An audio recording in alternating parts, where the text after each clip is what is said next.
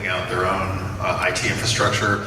We view it as something that should be core infrastructure to the building, no different from fire suppression and lighting and elevators and all the other things that you're accustomed to having in your office building. So it's a different model, and we're selling to commercial owners, and we're selling to flex operators and to enterprises themselves. And I'd like to introduce my co-panelists here, Dipesh Shah. Hey, good afternoon. I'm Dipesh Shah. I've been in the real estate space on the corporate side for about 20 years, and about the last couple of years have been doing independent consulting, still in the real estate space, working with clients such as Brookfield, large and small, and seeing a lot out there. Thank you. And I'm Shah Nealon. I lead information security for Brookfield Properties. I've been there for about 2 years building their program up, and excited to be here. So I think to open the conversation, really look for some perspective from you two. What do you think have been the changes in the cybersecurity framework in the last several years? How are the responsibilities changing for addressing these issues, and what do you see coming up in the near term? Yeah, I mean, I think the focus has really changed because it's originally cybersecurity was really focused on back office. It was focused on corporate. It was focused on the enterprise.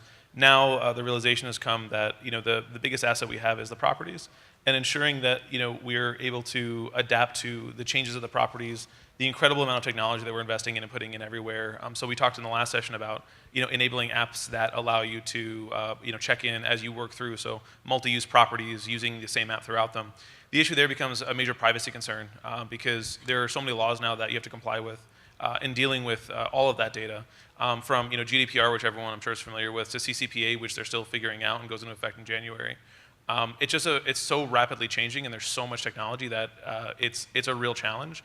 And a lot of these systems are different because it's not like a normal technology life cycle where every 3 years you're replacing it. In a building, you're not replacing an HVAC system every 3 years. You're replacing it every 20 years. So it's the long game and protecting that technology over a long period of time. One of the things that I've seen, especially in the last few years, in a prior life, I was Chief Information Officer for a real estate investment trust. And that conversation of cybersecurity in the past has always been a back office, IT, go fix it. I don't want to hear about it. And now the conversation is actually elevated to the board level. So you now have the executives and the board members wanting to talk about cybersecurity because they're hearing the breaches out there, the Targets of the world and others that we all see in the Wall Street Journal. They want to elevate it so that they're not having the same type of data breach. So they're asking IT leaders to really explain what is it, where is it, what does it mean for them, and what are you doing to manage that risk? So traditionally there was this wall between what goes on behind the tenant's door and the building owner.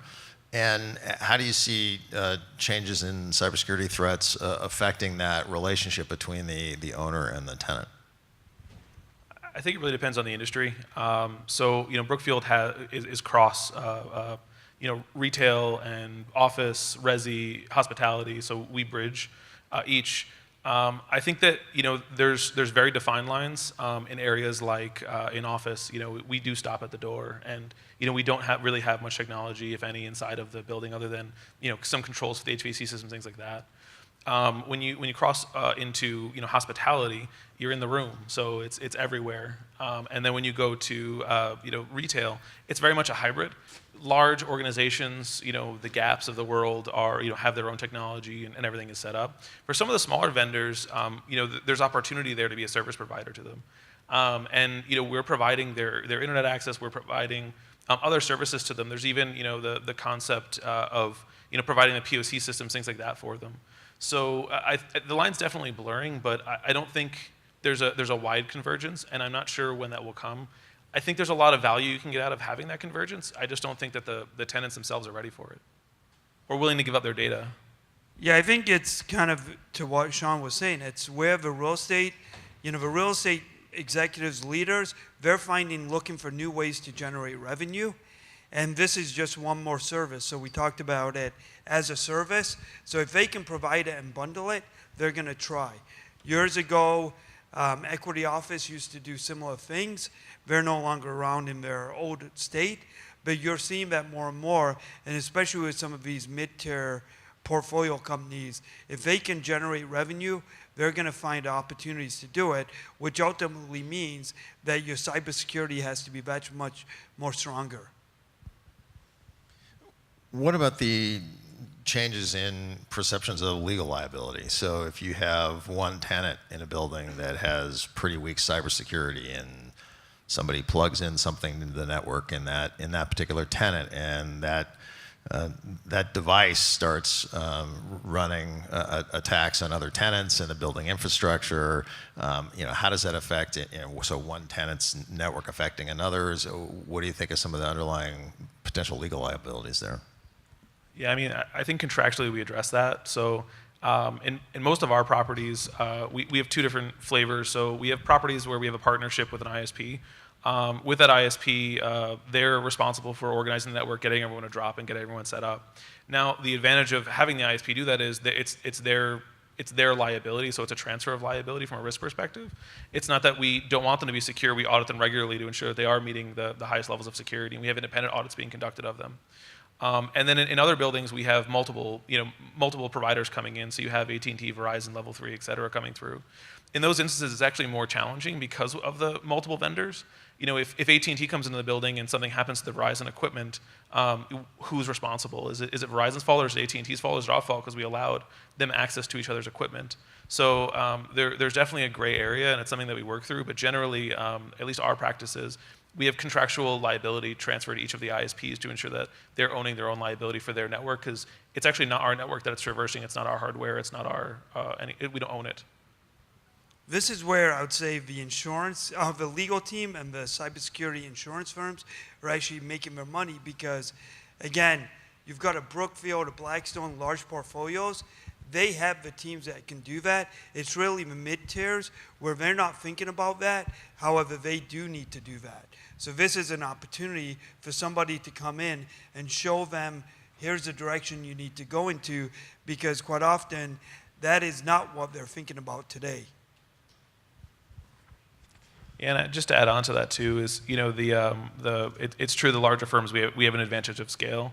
Right. But it is very much an issue, as much as it is a cyber issue because there's cybersecurity concern.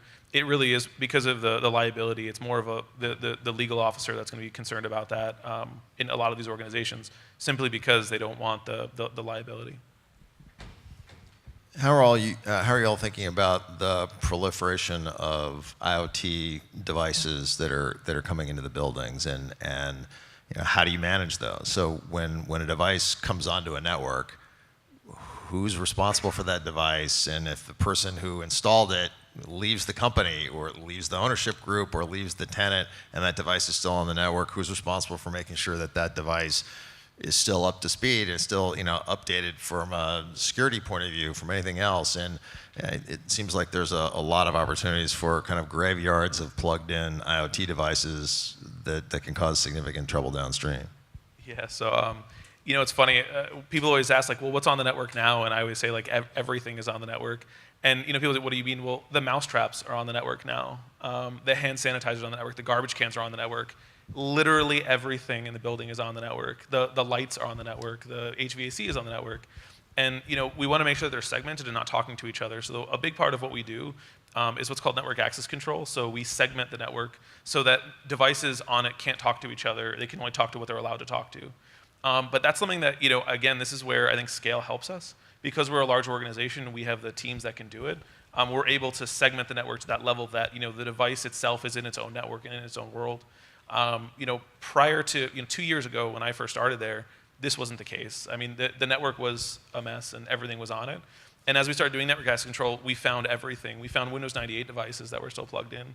We found machines that just had no business being online ever coming online. We found Alexa devices that people just had that they wanted to throw on in the mall office. It's just, no matter where you were. We also found that there were actually tenants who somehow had been misconnected and were connected to our network. Obviously this is all behind us and cleaned up and fixed, but it's a mess. And until you really perform that level of audit and that level of diligence, you're never going to know what's out there. And we do have a process in place that every new device now has to be registered with IT. If you try to put a device on the network, it won't work. Nothing goes on without an approval. So we have that relationship now with the business, and all the business people who are responsible for different systems and bringing in those technologies, those building technologies, know us well and work with us on a regular basis.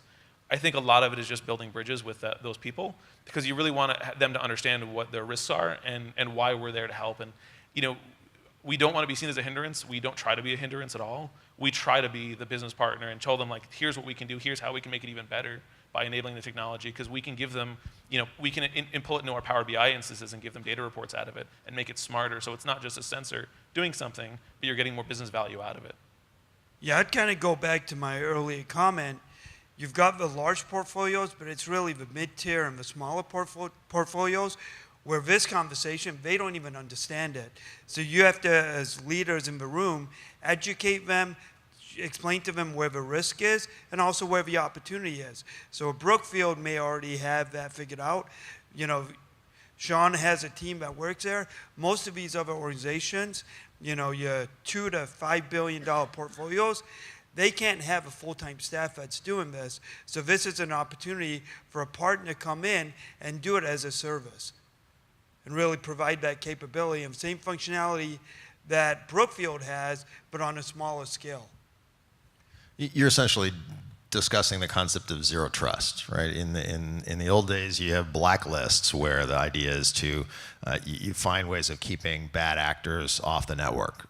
In a zero trust environment, you trust no person, you trust no device whatsoever unless that person is authorized to be on the network, and unless any individual device is authenticated on the network, meaning you have a record of every MAC ID address of every device, whether it's a camera or a fish tank or a laptop or a smartwatch, and so it's approaching it from that perspective. And so for those of you kind of thinking through this process, rather than doing the kind of the blacklist whack-a-mole where you're trying to chase everything down and keep the bad actors off, it's taking a step back and looking at the building, looking at the suite, looking at the floor, whatever the configuration is, and making sure nothing gets on unless it's authorized to do so. What do you think about sort of the new devices coming on the network, the whole notions of indoor cellular and a lot of the sort of proliferation of kind of new technologies flooding in? I mean, in the previous panel, we kind of heard about groups of people that are now setting up to do evaluations and trials of new technologies. What are you all doing in that area? I mean, you have to have it, you may want to call it a proof of concept, a pilot, whatever you want to call it, but it has to still go through the same rigor before you do it. So even though it may be one property, one location, you have to treat it as though it's part of your entire portfolio, your stack of technology. So you really want to have it go through your same security controls before you actually publish it. Yeah, absolutely. I mean, I can only second what Dipesh said. We absolutely follow the process for every technology. And I mentioned all the random technologies. And I remember when we were bringing the mousetraps online, people were like, "You're going to assess the mousetrap?" And I was like, "We have to assess the mousetrap. You have to assess everything that's coming out of the network because it is a risk. Everything that touches the network is a risk in some way. It's just making sure that we don't want to hinder the business in any way, and we don't. We have a very scalable team so that we can work through the technology evaluations quickly. But as much as possible, if you can isolate technologies and have a lab where you can bring these technologies in, it's much easier to test them quickly and see if you get value out of them. So you're doing analytics like MPM, that's mice per month per device? Is it? So it's interesting. We're actually not, but I was at another conference and we were talking about this, and I mentioned the smart mousetraps, and they're like, "There's no way that's true." And the guy sitting next to me is like, "We have tons of them." He's like, and interestingly enough, I won't name what company he was from, but he was saying that they were able to discover from the mousetraps that they had foundational issues at one of their properties. So they found that they were like the average per building was 3 mice a month, something along those lines. And this one building was getting 20 some odd mice per month, and they couldn't figure out why. And so they actually had a structural engineer come out and look, and it turned out there were foundational cracks in the building, and like where it was built, it was near water, and so it was just those two factors were causing additional mice to enter the building and causing more problems. So they ended up making upgrades to the building in order to protect it against future invasion from those pests. Mice have to eat also. What? Mice have to eat also. Yes, they do. Yes, they do. But it's just funny to see like the kind of things you can get. The other thing we've done too is, with I mentioned the hand soap. Some of the projects that we're working on is optimizing the way that the custodial staff works. Instead of having to walk to every single bathroom every day and 5 times a day and check it, they know how many times someone's been in the bathroom by how many times someone's opened the door, by how many times they've used the soap, how many times the weight of the garbage can tell you whether or not it's full. So they use those to send them, and now there may be a bathroom that they clean 10 times a day because it's really high traffic and in a popular area, versus the bathroom down this weird hallway that no one goes to, they clean every other day. So they are getting insights out of it that provide value. It's just not in expected ways, I guess I would say it. Yeah, I mean the key thing I go back to is you need to partner with the business and you need to educate them, because there's so much technology out there. They don't really understand what they can do with it, because again, the example of the mousetrap, the garbage can, those are traditional, service provider type functionality, janitorial, that now could mean something different to the real estate. So it's really sitting down and educating those leaders. Well, it's interesting how it sort of ties into access control questions as well.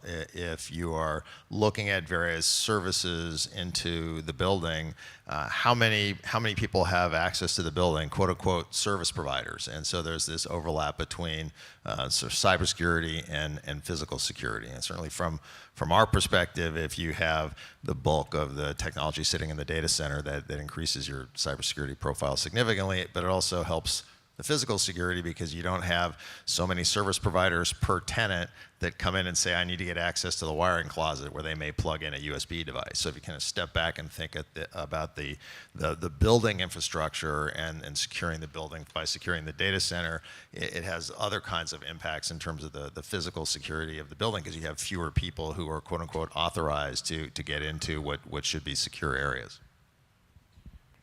Yeah, so I would say that it's definitely a concern for us. We deal with this on a regular basis. I come from the former GGP company, General Growth Properties, which was acquired by Brookfield, and so we focus on retail spaces, but now we work across the portfolio. And so for the retail spaces, our IDFs and technology is actually in public spaces. Anyone can go in a water tower today, and you can walk into one of the hallways, and you can see one of our IDFs hanging on the wall. It's about 8 feet in the air, so it makes it more difficult to get to. But it's visible and accessible. There's no locked door. There's nothing else to get to it. The IDF itself is locked, but it's not the most complicated. So we're looking at how we can improve those controls greatly. So we're putting sensors on those doors so we can monitor when they're open.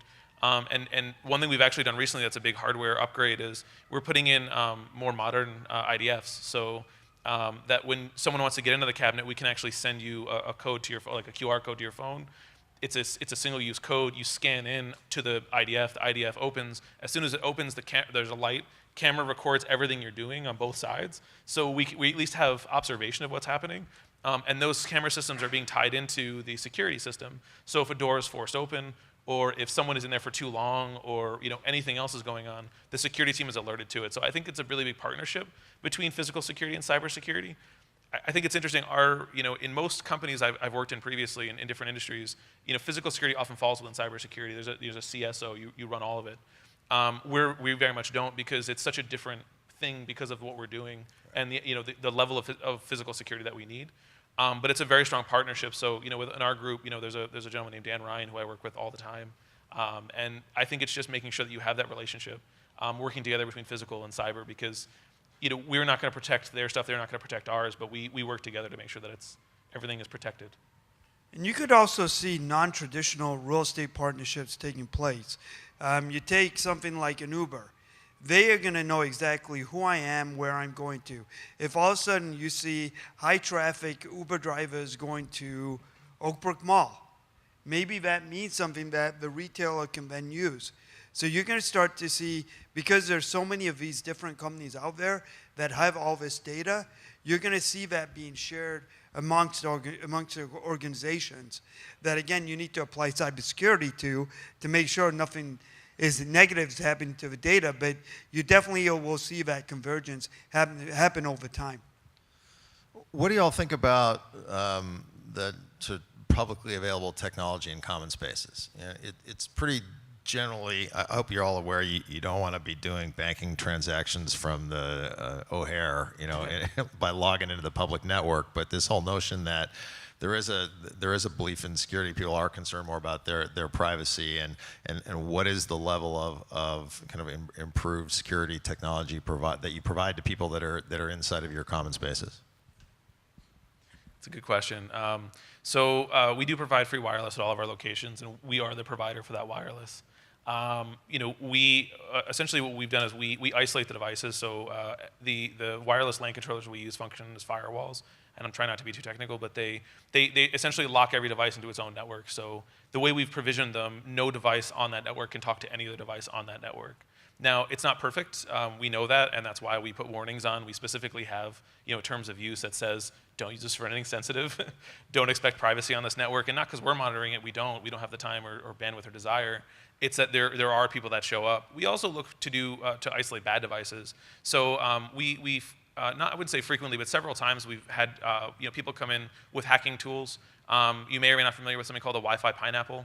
A Wi-Fi pineapple is a wireless device that it's a wireless access point that you can use to mirror access points. So I can walk into here right now. It would pick up what wireless networks are here. It could mirror those wireless networks exactly, and it would broadcast a stronger signal telling your device to talk to it instead. And it's what's called a man-in-the-middle attack. So it's going to use that access point to send data out, and it's going to take the data from your computer and your device. If you're not securing the way you're sending that data through, we will absolutely be able to observe that data and see it. So we monitor for things like that, and we kick them off the network. So we've had instances where we've detected them on the network, and when we do, we can triangulate them within 15 to 20 feet. So we'll have our security team and, if necessary, local law enforcement involved to come and do it. Now, I will caution you that if you are doing this and are getting to this point, local law enforcement will have no idea what a Wi-Fi pineapple is. So you'll be doing a long time explaining it, but they will help you and come at least remove the person from the building and possibly prosecute them. When I was like the corporate CIO previously, part of it is education. I had to sit down with the employees on an annual basis of a town hall explaining, if you're on the network and you go to a website, I see what that website is. So at the end of the day, if you're doing banking, I don't care. But if it's any other site, think about it. Do you want your mom to see what you're going to? So really, you want to educate as much as you can so that individuals aren't doing those same things. And the same thing holds true for your public websites that are available, your public Wi-Fi. Don't do things that you don't want anyone else to see. Assume the worst. As long as you assume the worst, you'll be okay. Well, I think this has been one of the challenges for the early generation of flex operators as well, who are fundamentally real estate people and don't have a depth of cybersecurity knowledge. And you have a combination of people from high-end enterprise companies that are sharing space. You have people that are doing hot desk, and you have small companies all desiring access to the network and all having an assumption of a level of security, and yet perhaps the flex operator doesn't have the core cybersecurity expertise to be able to provide those networks. So there's a lot of evolution going there, and sort of the second generation as the focus moves beyond kind of the core amenities of your workplace environment, and whether you can be whether your corporate parent is comfortable with you working in that environment because of the questions around whether your laptop in that environment is going to be secure enough to connect back to your corporate headquarters. So what are your thoughts on sort of the next set of things that you have to look at? What's coming next? What are you hearing about? What are you anticipating? What are you concerned about across sort of the portfolio properties, and then thinking about particular kinds of properties either in office or in retail? I was going to say, we're jumping to the end point of the larger portfolios where they're already invested in this and they're already addressing these issues. I think there's still a huge opportunity for those mid-tier players, the landlords, that $3 to $5, $7 billion, where they're really just still looking at their inner walls and their corporate teams. They have office, they have retail. They really still have to do some of the things that Sean and his team and other organizations are doing. So I still think there's a huge opportunity for disruption in those beginning players. Yeah, I mean, again, I would agree with Dipesh on that. It's definitely smaller mid-tier players. Honestly, I know big-tier players who still don't have a security presence either and are fighting the same issues. So I wouldn't say that just because we're big doesn't mean we're secure. For us specifically, I'll answer that. Our focus right now is for the next 12 to 18 months is very much on privacy and enabling the tenants. So we have obviously CCPA is newer legislation that we're still figuring out and working through, which is California Consumer Protection Act, in case anyone is not aware of it.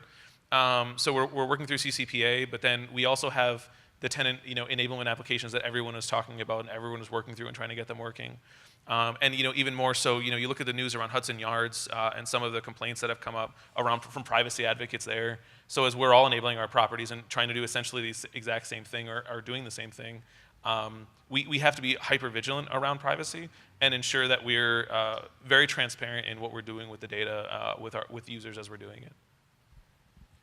As you're comparing the underlying cybersecurity risk, are you seeing new revenue opportunities in this areas at all? And what are some categories that you see as contributing to your underlying revenue models?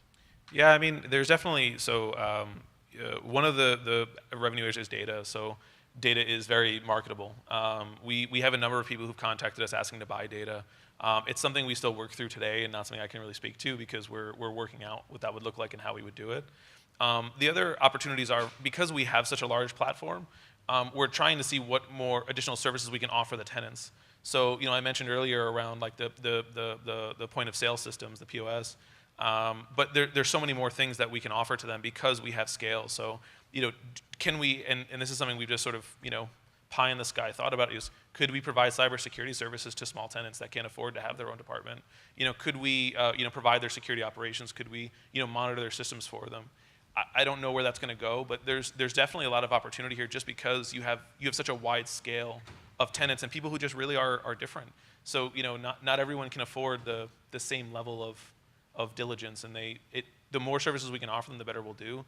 And with things like the app, I think that's I still wonder how much revenue we'll generate specifically because we have the application, the app in place, because we're trying to figure out like what it would look like and how it would be monetized. Not to say there aren't thoughts, but I think ultimately it's just improving the tenant experience is what we're looking for, because even if it's not a direct cost that we're receiving because we implemented a technology, if we make the tenants happier and they want to stay longer, we'll see more revenue over time. Yeah, it's definitely, I think, the latter. You may not generate additional revenue, it'll be a straight wash, but you'll be more sticky, right? So for a landlord, if a client or tenant comes to you, here are all the offerings that I can provide you, and I think that is definitely an opportunity. So on the office side, you have things like building access control, right, where you have an authorization to get into a building, and then you have an authorization to get into a suite. Is there still a kind of complete separation there, or are you offering the suite access control as a over-the-top amenity to tenants, or is it rolled into the lease, or things like that are common across tenants in a property? This is one of those that's really tricky. So we do, in many of our properties, we do offer it as a combined service. The problem is that you look at large companies. Prior to this, I used to work for the Boston Consulting Group for a long time. Boston Consulting Group has 90 offices in 50 countries. It's massive. They actually try to consolidate all of their access management into one system. It's a redundant system, but one system for simplicity, so that if I'm in the New York office and I have to go to Paris for a meeting, I can get in and get where I need to go. So when you have that tying back to your system, there's no way you're going to tie in our system. I think that for again the smaller tenants, they'll find value in it and we'll provide that service. But for the large tenants, it's never going to work for them. In the shared space model, it absolutely makes sense, and it's very valuable to have that. But it's not feasible for large organizations. I agree. Do we have what's our time? Do we have any time for any questions? Can we open it up for a couple of questions? All right, we covered this so deeply and so well, and it was just after lunch. Yes? Do you guys think there's any way to monetize some of the data that you're collecting? Not forgetting the fact that there's probably some regulations behind some of those things. Can you elaborate? Yeah, absolutely. So there's a number of ways we're looking to monetize it. So as I mentioned, one way is as a data provider to sell data, since we collect so much. Another way to monetize the data is just in simplification of processes. So I mentioned how we're already using the data to drive the way people are working in the custodial staff. Now, one way we're also looking to do it is as actually adjusting our rent prices. The 10,000 person location is more valuable. Now, there are certain things that people always know. So in the retail space, if you put an Apple store there, you're going to get more traffic. People like Apple stores, they go to them. Tesla stores are also very popular. There are certain stores that just drive more traffic. But in areas where you don't have that specific anchor saying, like, here's the type of demographic, here are all the people coming in, the more location-based data and demographic data we can put into each of the properties and say, based on this location, I can tell you you're going to get at least X number of people, women between the ages of 25 and 35, with children, without children, single people, like all of that information is extremely valuable to the actual tenants.